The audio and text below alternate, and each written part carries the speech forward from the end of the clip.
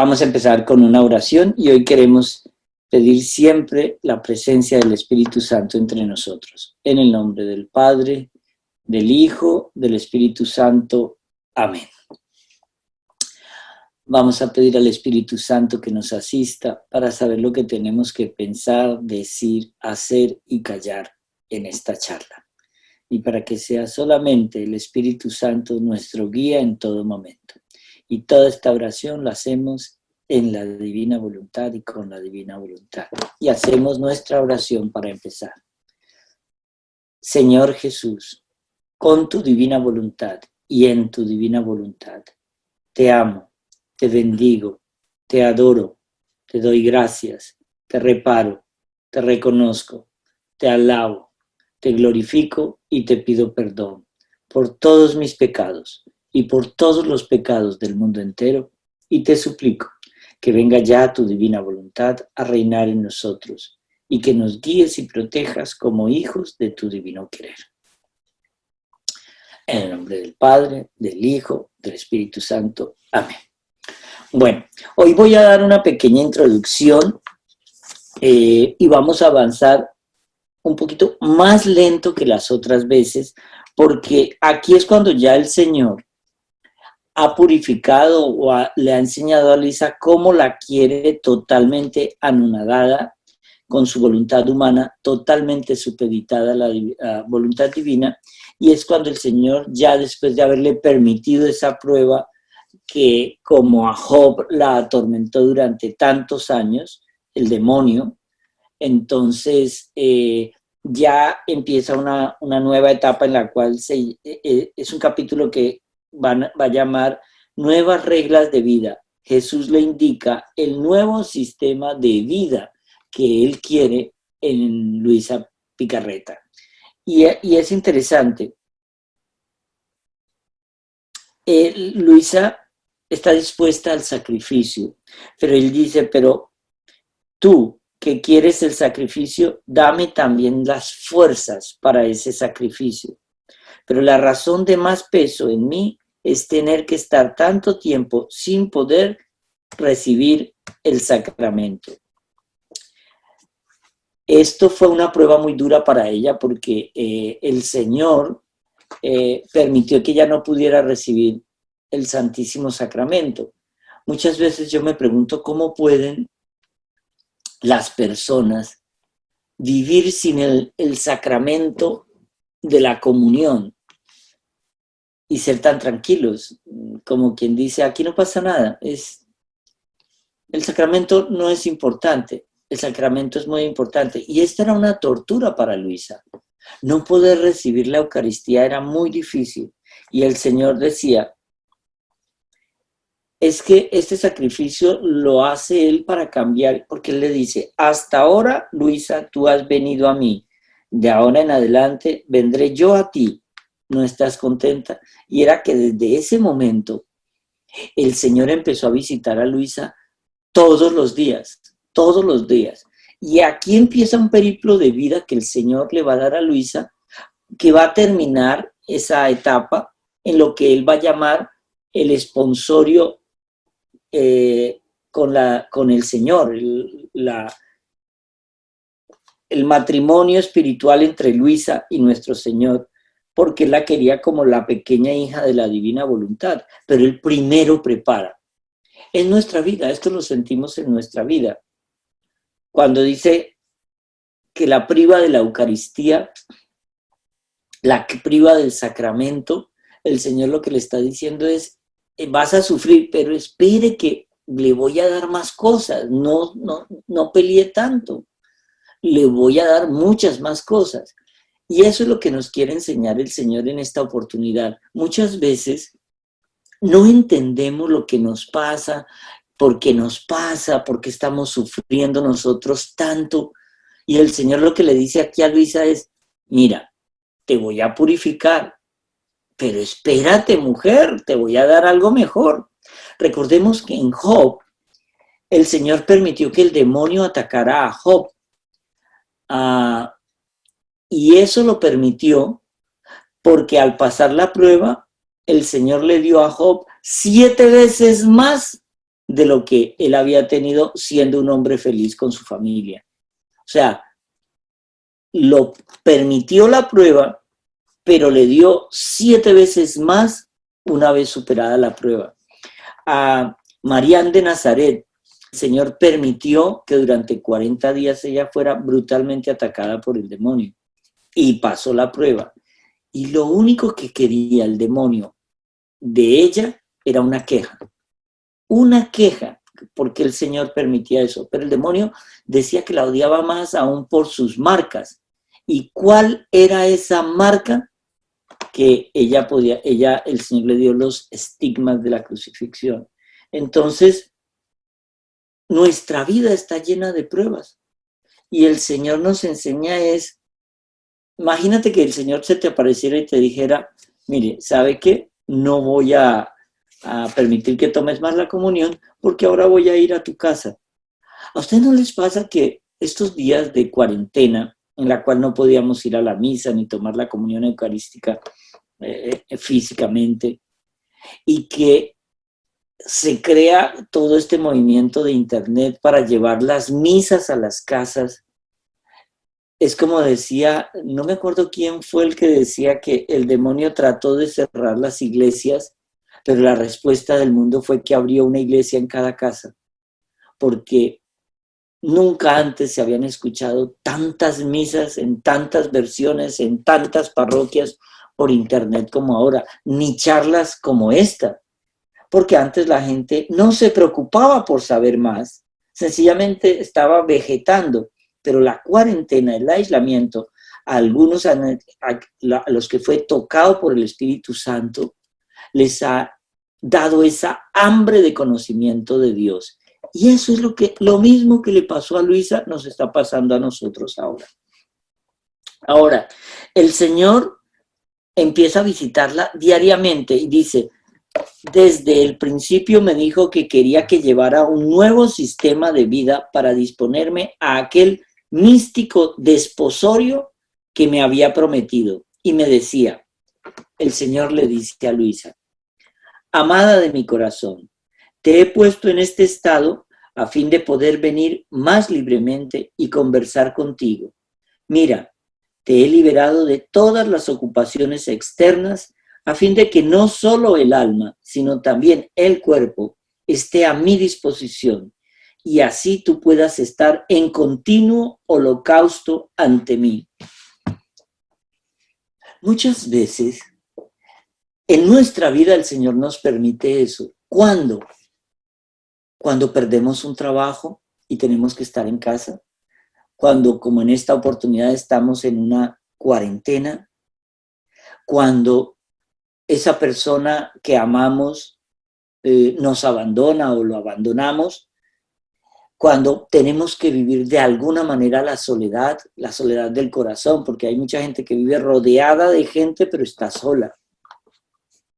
Y el Señor lo que quiere en esos momentos de soledad, en esos momentos en que Él nos permite pensar en nuestra propia conciencia, en ese momento es cuando el Espíritu Santo puede entrar a cambiar nuestras vidas si yo le abro la puerta.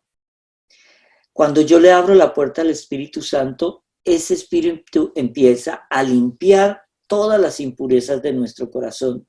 Entonces, por eso, muchas veces, como a Luisa, la dejó que no se podía levantar de la cama, no tenía que hacer trabajos como las demás mujeres, la dejó ahí. Y la comida era un martirio, porque ella lo poquito que comía lo devolvía. Pero entonces el Señor lo que le estaba era preparando para vivir única y exclusivamente de la Eucaristía, de su cuerpo y de su sangre. Y esa es la preparación que empieza aquí. Y él decía, no habrá más entre nosotros dos, esto es mío y esto es tuyo, sino que todo será común para ti y para mí. El Señor lo que quería era que ella se vaciara totalmente del mundo. La quería que odiara al mundo, sino que no se diera la importancia a las cosas del mundo más que a las cosas espirituales. Entonces, Es un poquito lo que se nos pide a nosotros en la vida religiosa, a los sacerdotes y a las monjitas, y es, ya no vivas más por ti. Santa María de Jesús crucificado, por fin me acordé el nombre, el Señor le entregó los planos para construir el convento carmelita en Belén. Y a ella le daba pena presentárselo a sus sacerdotes, a sus confesores, y no lo presentaba y lo guardaba. Y el Señor se lo presentó 7 veces. 7 veces. Y hoy por hoy es el convento carmelita en Jerusalén. Pero una característica es que la hizo como una fortaleza y la hizo muy humilde. Y el arquitecto fue un arquitecto celestial, fue el mismo Señor.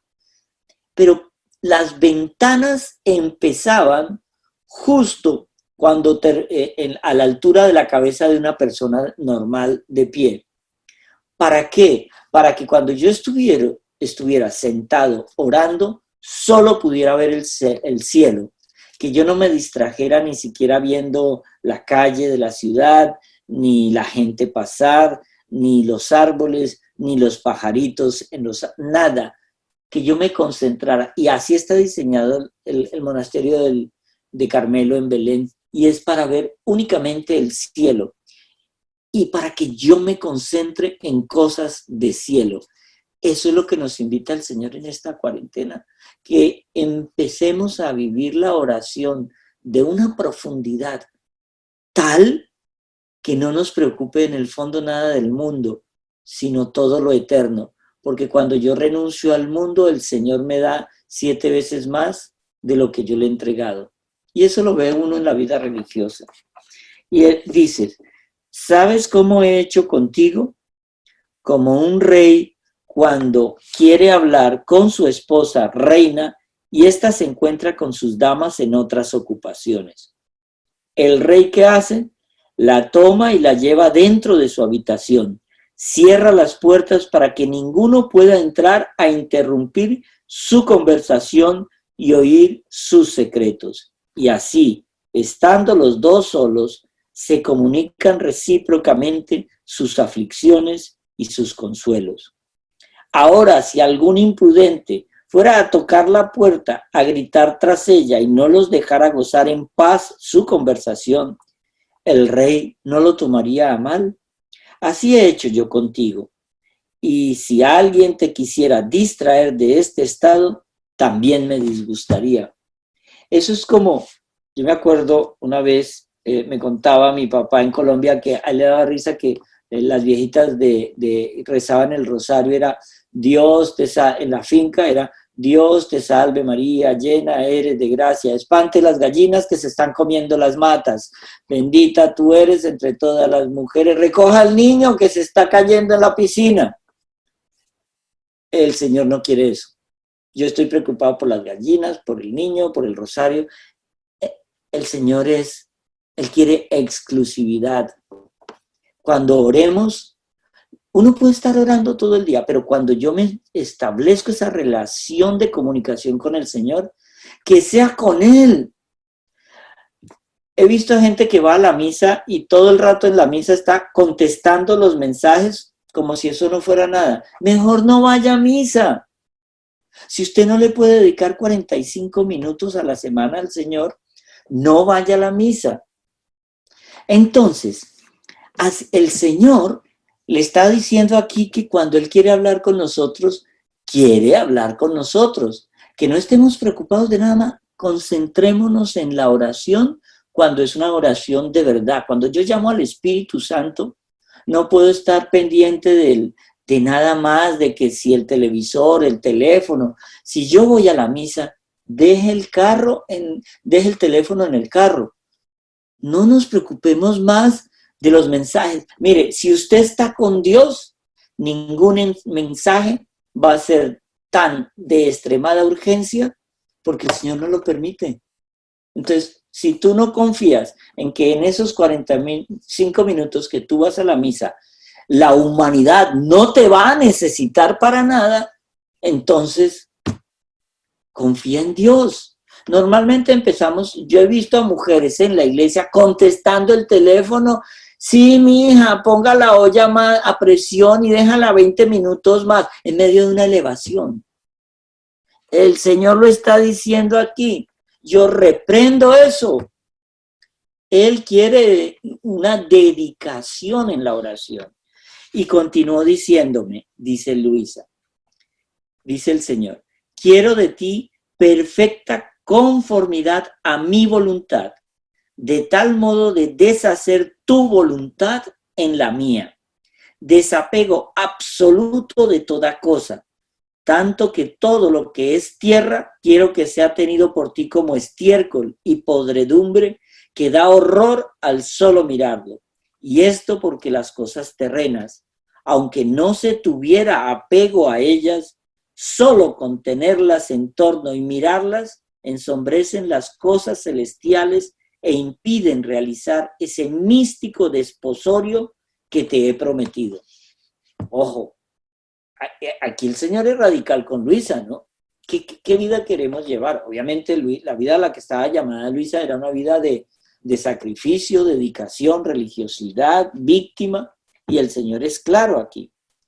Y nosotros debemos vivir parecido, o sea, utilizar las cosas del mundo para nuestra subsistencia sin depender afectivamente de las cosas del mundo. Un carro es para movilizarnos, pero eso que uno ve de los que cogen todo el día a brillar el carrito y si le sale un rayón al carrito y le vamos a comprar una mariposita al carrito y le vamos a cambiar esto al carrito y no me toque el carrito, tampoco. Que si llueve no lo saco porque se moja. Utilizar las cosas en cuanto nos ayuden a crecer espiritualmente y a subsistir. El Señor dice, así tú, conténtate con lo que te es dado, sin pedir ni esto ni aquello, porque podría ser un estorbo en tu mente y con santa indiferencia, sin pensar si eso te haría bien o mal, sométete a la voluntad de los demás. Porque Luisa tenía que depender de la voluntad de las personas de su familia que la cuidaban, para todo. El Señor la quería totalmente sometida no solamente a su voluntad, sino a lo que los sacerdotes, los confesores, sus hermanos le dijeran que tenía que hacer. Por eso ya estaba postrada en esa cama. Es un sacrificio. Y esto es muy importante para entender algo que el Señor nos quiere revelar. Yo quiero hacer un énfasis hoy en el Espíritu Santo. ¿Por qué? Porque si nosotros vemos lo que fue, por ejemplo, la misa hoy. La misa tuvo varias enseñanzas. El evangelio de hoy fue un evangelio con mucha enseñanza, el evangelio de Juan 16, del 5 al 11, porque lo que nos está invitando es lo que dice San Agustín. Yo quiero entender esa palabra de San Agustín en esas tres cosas a las que el Señor nos llama en el Espíritu Santo. Él le dice en la última cena a sus discípulos que Él se tiene que ir al cielo para poder enviar el Espíritu Santo. No porque el Espíritu Santo no hubiese venido ya, porque como decía un amigo mío, el Espíritu Santo estuvo presente en la iluminación de los profetas, estuvo presente en el bautismo del Señor, estaba presente en la creación del mundo. Es esa sabiduría perennemente presente en la creación. Es esa sabiduría de la Trinidad que comunica a Padre e Hijo. Pero el Señor lo que nos estaba diciendo, que es lo que a Luisa va a pasarle por gracia, déjeme y le explico por qué. Era algo bien interesante.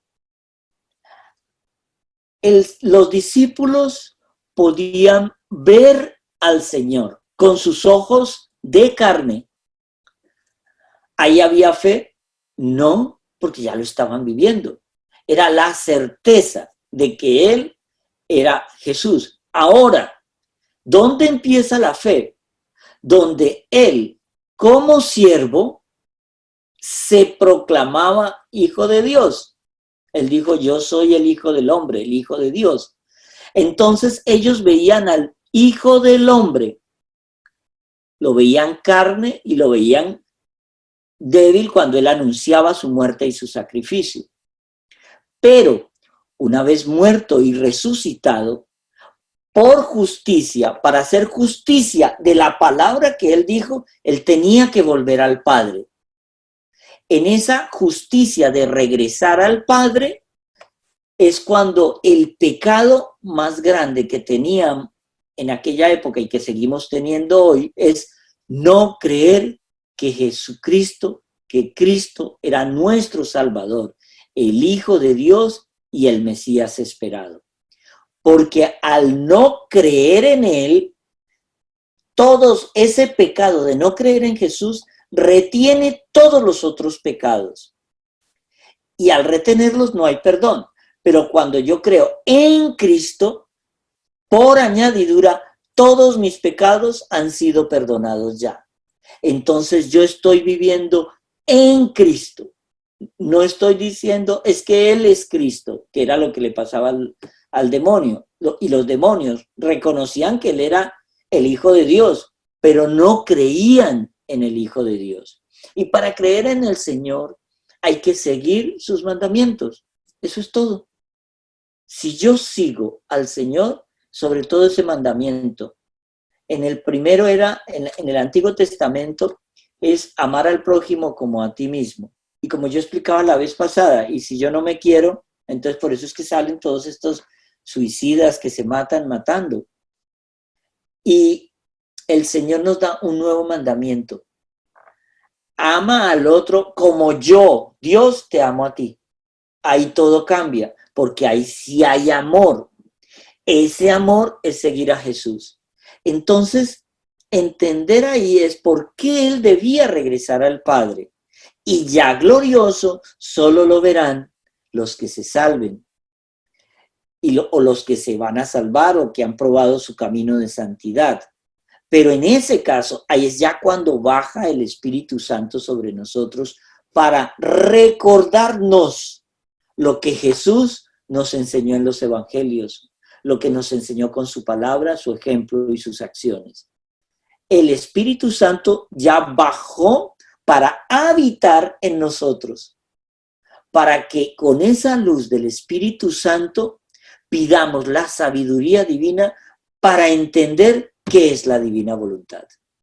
Porque si el Espíritu Santo iluminó a los escritores de la Biblia, con ese espíritu de sabiduría, yo tengo que invocar al Espíritu Santo para leer los libros y entender el espíritu con el que fueron escritos. Cuando yo no cuento con el Espíritu Santo, es cuando salen tantas Biblias como traductores hay. Entonces, tú ves que, por ejemplo, Lutero decía una cosa y esto no me gusta, lo quitamos, esto sí me gusta, lo acomodamos, pero esa es la Biblia del Señor, no, esa fue su voluntad. ¿Cuál fue la voluntad del Señor? Elegir a Pedro como cabeza de su iglesia. Punto. Entonces, cuando yo estoy diciendo, no, que es Lutero, que es Calvino, se respetan los credos, pero el Señor fue claro en elegir a sus 12 discípulos y a elegir quién iba a ser esa cabeza y a darle a esa cabeza esos atributos para poder perdonar los pecados, para poder consagrar el cuerpo en la Eucaristía, y ahí todo empieza a tener como una especie de forma. Y cuando ya nosotros sabemos que solamente nuestros pecados van a ser perdonados, cuando yo reconozco a Cristo como mi Salvador, es cuando yo empiezo a subir a otra etapa, a la etapa de la misericordia. Porque como decía también en la homilía de hoy, el hecho de que Cristo se haya hecho hombre fue un acto de misericordia por nosotros. El hecho de que Él haya subido de nuevo a su Padre es un acto de justicia para justificar y darle más credibilidad a toda la palabra que había dicho. Salí del Padre, vuelvo al Padre. Y como la obra es trinitaria, Él nos deja su Espíritu Santo para que nosotros seamos iluminados a través de Él para esto. Esa es la enseñanza en la cual el Señor quiere en este momento vaciar a Luisa y darle una nueva manera de enfrentarse a Él. Por eso Él le dice, ok, voy a someterte a pruebas y a sacrificios. Tú las vas pasando. ¿Eso qué nos explica en nuestra vida hoy? Cuando tenemos que renunciar a cosas que nos gustan, cuando tenemos que aniquilar de alguna manera de nuestra vida comportamientos, gustos, tendencias que le hacen daño a mi alma y yo lo hago por amor a Cristo, por no ofender al Señor, es cuando el Señor devuelve el 100 por 1. Cuando yo estoy dispuesto a renunciar a cosas que ofenden a Dios por amor a nuestro Señor Jesucristo y únicamente para no ofenderlo ni para clavar más puntillas en sus manos, más clavos en sus manos, ni para darle más latigazos, es cuando yo he entendido que estoy siguiendo a Cristo por amor. No por obligación o porque mi mamá es católica, yo soy católico, o porque mi papá es cristiano, yo soy cristiano. No, Jesús quiere que lo sigamos por amor y que con las pruebas de nuestro día a día vayamos nosotros construyendo ese camino hacia el Señor. Esa es yo considero la parte más importante de esta enseñanza de esa nueva vida de Luisa. Vamos a ver. Quiero ir muy poco a poco. Tenemos toda una vida por delante para estudiar la divina voluntad. Es más, llegaremos al cielo y seguiremos aprendiendo qué es la divina voluntad, porque la sabiduría de Dios es eterna. El Señor sigue creando y sigue creando y sigue creando. Y nos llamará a nosotros, cuando estemos con Él, ahora estamos sirviendo en esta evangelización de alguna manera, como decía San Agustín o Santo Tomás de Aquino. Nosotros tenemos que ayudar a la redención, ser un poquito con nuestra oración y nuestra participación, esos corredentores del género humano. Obviamente nunca en la dimensión de Jesús, nunca en la dimensión del sacrificio de María, pero tenemos que ayudar con nuestra oración. ¿Cómo? Uniéndonos a la divina voluntad, renunciando a mi voluntad humana, a mis deseos malsanos, a mis tendencias autodestructivas, a mis tendencias del placer. El Espíritu Santo obra por encima de los sentidos corporales, pero lo que quiere es que nosotros pongamos nuestros sentidos al servicio del amor de Dios. Entonces, si yo solo estoy mirando mi vida para satisfacer mi sentido de la vista, o del gusto, o del olfato, o del oído, o del tacto, yo estoy dedicándome a un mundo de hedonismo. Es que le produce placer a mis sentidos. Pero cuando yo, en cambio, utilizo esos sentidos para buscar a Dios, para buscarlo leyendo la Biblia, escuchando la palabra del Señor, saboreando, es que la palabra del Señor se saborea, siendo prudentes en el comer. Es cuando yo no utilizo mi mano para pecar, sino utilizo una mano para acariciar, para llevar ternura, para ayudar al enfermo, para llevarle alimento al que no tiene. Entonces yo estoy utilizando mis sentidos carnales para el servicio de la divina voluntad. ¿Qué les inquieta hasta ahora de la divina voluntad? El sacrificio, la entrega, lo lejos que estamos del Señor, porque muchos me bombardean durante la semana, pero padre, es que no entendí eso de que, entonces yo tengo que botar todo si hago esto. No. El ejemplo de Luisa es un ejemplo a seguir, pero tú estás llamado para tu misión. ¿Y cuál es tu misión? La descubrirás en la divina voluntad. ¿Cuál es tu misión? Eso es lo que queremos saber. El Señor con Luisa nos da el ejemplo de cuál es la perfecta alma víctima. Eso es lo lindo.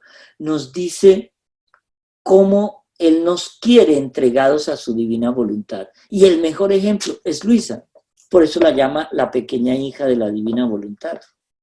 El padre Pío, de nuevo, decía siempre, es que Luisa jamás será conocida en el siglo XX.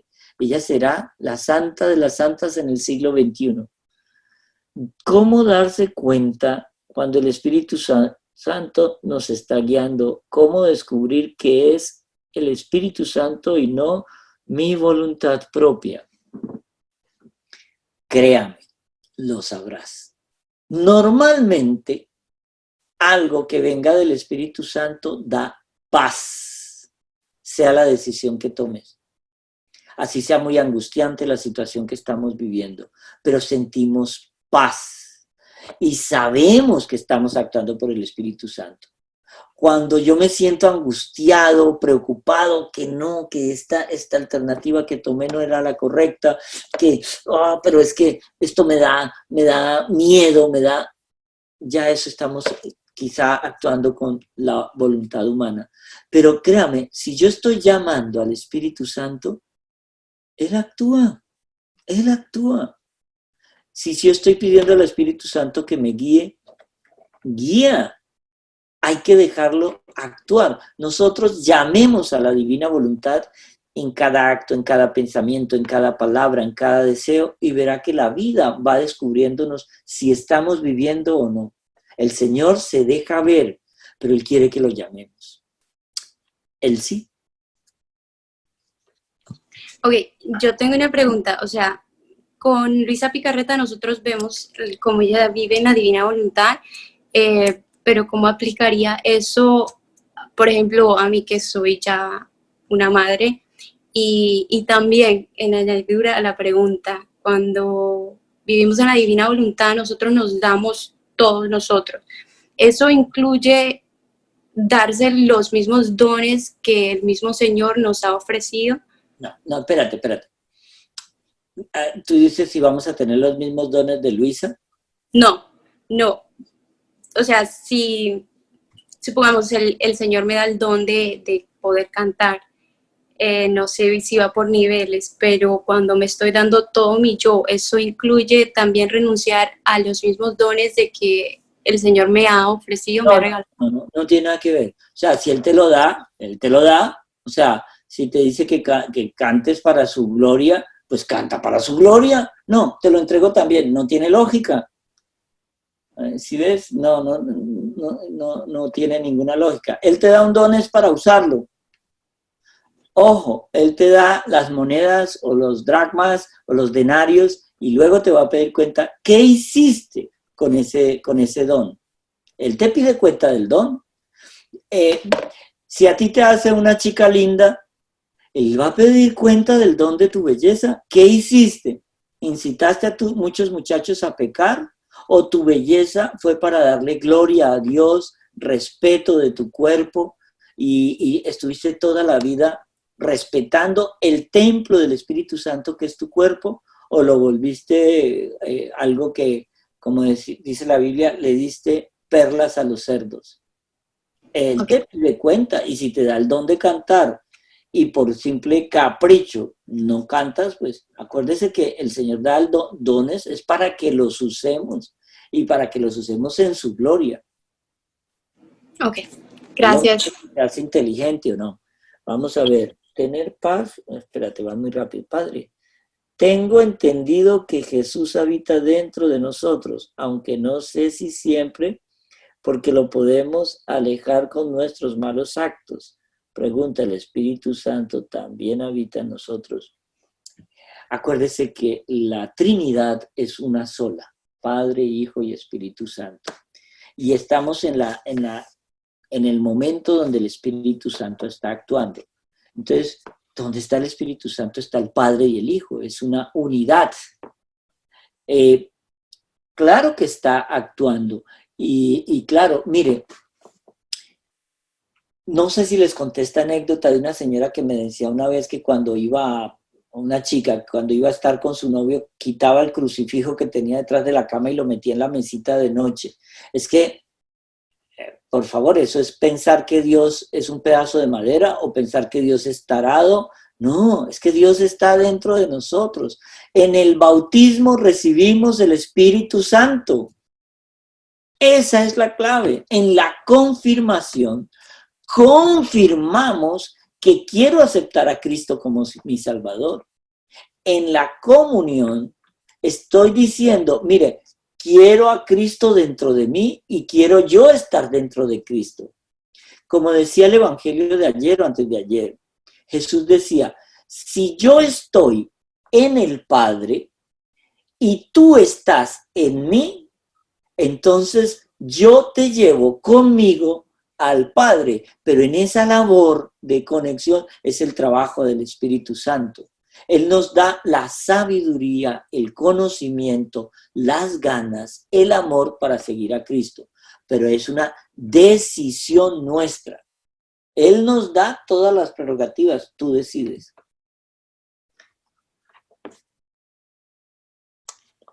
Alguien pregunta, tengo una hija con autismo, diagnosticada hace 4 años. Luego fui diagnosticada con cáncer hace 2 años. No me siento víctima.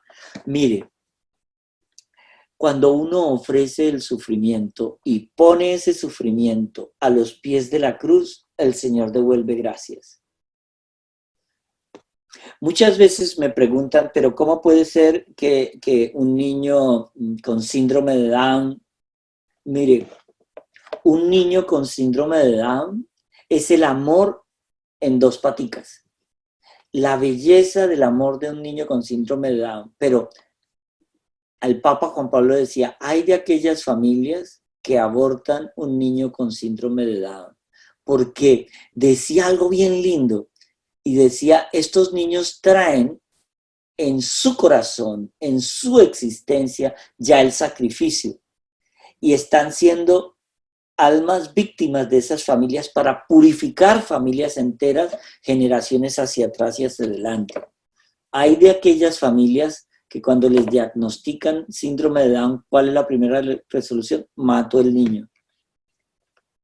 Hay de ellas, porque lo que viene después es más grave.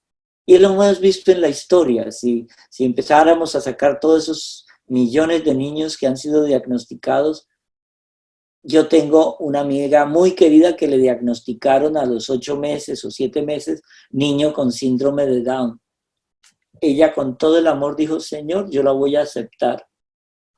Y lo voy a aceptar con todo el amor del mundo y lo voy a querer con todo mi amor. El niño nació sin nada. Eso sí, la concentración en la oración de esta mujer era muy linda. El muchacho tiene ahora 22 años y de síndrome de Down, nada. ¿Cuántos millones de niños no habremos matado por un mal diagnóstico o un buen diagnóstico? Pero el Señor hace milagros. Ofrezcamos el sufrimiento de un ser querido, de un niño inocente. El Señor los une como niños a su victimazgo, a su sacrificio, porque es que el Señor, entender, cuando terminemos de repasar los 36 volúmenes de la Divina Voluntad, nos daremos perfecta cuenta de esa perfección en la creación que el Señor nos quiere poner. Es una perfección en la cual nos invita a participar a nosotros. Aquel que nos creó sin consultarnos, nunca nos salvará sin consultarnos. Puede compartir el capítulo en que está, apenas estamos en el primer volumen. Y en la versión esta es como el capítulo, estamos en el en el parágrafo 174, en la versión, los que tienen libro de cielo, que es este. Y los que tienen los volúmenes, ya estamos como, esto es más o menos, espérate, no me presiono. Mira, estamos en los que tienen los volúmenes de estos que están independientes, es más o menos en el parágrafo 25, página 118, que dice, Jesús solicita a Luisa ofrecerse como víctima perpetua en continuo estado de sufrimiento para ahorrar a los hombres nuevos merecidos castigos y en especial una guerra para preparar así la vía a nuevas gracias de santificación para ella. Esos son más o menos por donde vamos. Llamemos a la oración al Espíritu Santo, pero yo puedo llamar al Espíritu Santo en la divina voluntad, entonces se repite. Acuérdese, nada hecho en la divina voluntad es finito, es eterno. Yo hago un Padre Nuestro en la divina voluntad y lo veremos repetir en la eternidad cuando ya todos estemos en el cielo. ¿Te acuerdas? Mira, ese Padre Nuestro lleva la fecha del 18 de mayo del 19, claro, yo me acuerdo. Parece una broma, pero es así. Y hace reparación, y hace reparación, y hace reparación, y hace reparación. Por eso los actos hechos en la divina voluntad tienen tanta fuerza, tanto poder, porque son actos hechos por mí en la voluntad de Dios. Entonces ya deja de ser un acto mío y pasa a ser un acto de la divina voluntad, porque yo me estoy ofreciendo. Es que Luisa nos va a aclarar que hay mucha gente que se querrá ofrecer como alma víctima. El peligro o la bendición, depende cómo lo llamen, es el Señor quien acepta o no el victimazgo. Pero todo sufrimiento ofrecido al Señor y aceptado, ¿cómo es un sufrimiento que yo no acepto? Cuando yo peleo con Dios. ¿Por qué mi hijo se tuvo que morir cuando apenas tenía 10 años? ¿Por qué? No, Señor, tú me lo diste, tú te lo llevaste. ¿Que va a producir un profundo dolor? Sí, lo va a producir, pero tenemos que aceptar todo lo que nos ocurre como una voluntad del Padre en nuestras vidas, sobre todo lo malo, porque la gente, si se gana la lotería, está dichosa, y eso es el Espíritu Santo también. Todo no se mueve la hoja de un árbol sin que Dios lo permita. Todo lo permite Dios. Y el momento de la vida en la que estamos viviendo es justo el momento donde el Señor nos quiere. Ahí estamos. Eso es. Yo conocí la divina voluntad ya viejo. Y entonces yo me acuerdo haber hecho así en el 36 volumen de estos. Cuando llegué a la última página, la cerré y dije, yo quiero ser cura.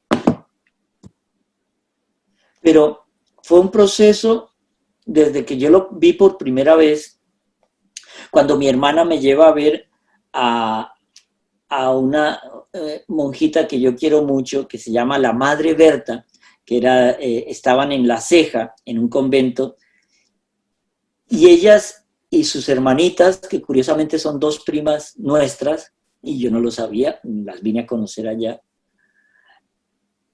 y empezaron a hablarme de la divina voluntad. Yo estaba en el mundo, o sea, si ustedes me hubieran dicho hace 12 o 13 años que yo estaría con un cuello de estos hoy, yo me burlo de ustedes. Eso no estaba en los planes, pero todo bastó abrir mi corazón a la divina voluntad y darme cuenta, es que ya no hay tiempo, tenemos que movernos, actuar y convertirnos y cambiar ya, hoy, ya no hay tiempo. Y lo que está pasando en el mundo y lo que viene en el mundo nos va a demostrar que el tiempo se está acabando. Como le dijo el Señor a las niñas de Garabandal, antes la copa se estaba llenando, ahora ya la copa de la ira del Señor se está rebosando. Entonces, ¿entendemos esto nosotros? ¿Lo entendemos de verdad? Llamemos al Espíritu Santo para que nos ilumine a vivir permanentemente en la divina voluntad. Muchos, la prueba de Abraham, por ejemplo, esa entrega a la fe. ¿Cuál de los que está en todos estos chats, si tiene un hijo y se le aparece a alguien y le dice, o usted sueña que usted le diga, quiero que degolle a su hijo? ¿Cuál lo haría? Ninguno. Abraham lo hizo. Por eso Abraham es el padre de la fe, porque le creyó al Señor. Eso es vivir en la divina voluntad. Los grandes santos de la historia vivían en la divina voluntad. Sí, pero también el Señor nos está llamando a algo, es vivir permanentemente. Ojo, espérate, uno puede, hay gente que entra, vive un momento y se sale. Solo el que persevere hasta el final será salvo. ¿Lo dice o no lo dice la Biblia? Ahí la tenemos. Entonces, la lucha por la salvación será una lucha constante hasta el instante de la muerte, porque la tentación la tendremos siempre en nuestras vidas, porque la tentación es la prueba para merecer la vida eterna. Y la tenemos que superar.